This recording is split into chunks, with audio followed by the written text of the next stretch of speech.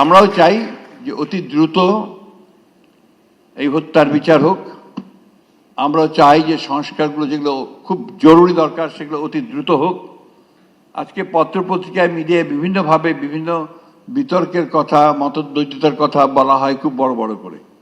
কিন্তু আমি যে কথাটা বলতে চাই যে গণতন্ত্রে তো কিছু মতবিরোধ থাকবেই। রাজনৈতিক দলগুলোর মধ্যে যে সব এক কথা বলবে তা তো না। এই বিষয়টাকে আমরা খুব বড় করে দেখিয়ে আমরা জাতির মধ্যে একটা অযথা একটা বিভক্তির সৃষ্টি করছি।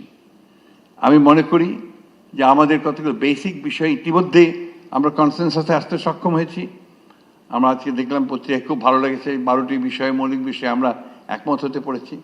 বাকি যে বিষয়গুলো আছে সেই বিষয়গুলো নিশ্চয়ই আমরা যারা নির্বাচন করে একটা গণতান্ত্রিক ব্যবস্থায় যাব অথবা যারা আমরা সরকারে যেতে পারি তাদের দায়িত্ব হবে, কমিটমেন্ট হবে, তাদেরকে একটা অঙ্গীকারবদ্ধ হবেন তারা যে তারা বাকি কাজগুলো সমাধান করবেন। আমরাও চাই যে অতি দ্রুত এই হত্যার বিচার হোক। আমরাও চাই যে সংস্কারগুলো যেগুলো খুব জরুরি দরকার সেগুলো অতি দ্রুত হোক। কিন্তু একটা জিনিস আমাদের সকলে বোধহয় মনে রাখা প্রয়োজন, জনগণের প্রতিনিধিত্ব সম্পন্ন সরকার এটা বোধহয় খুব জরুরি দরকার।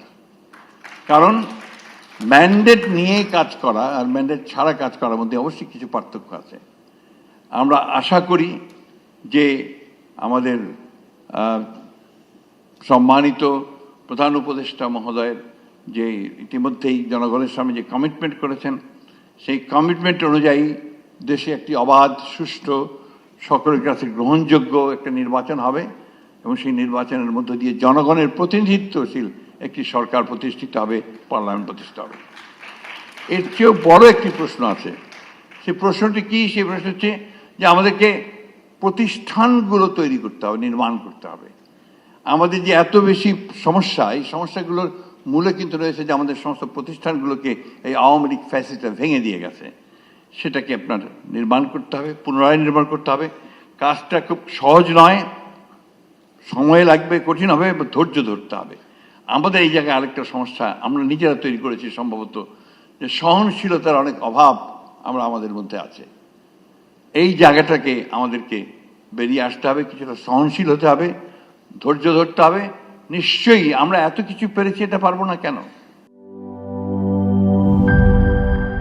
বান্ডেল থাকলে প্রতি সেনমানিতে টাকা বাঁচবে।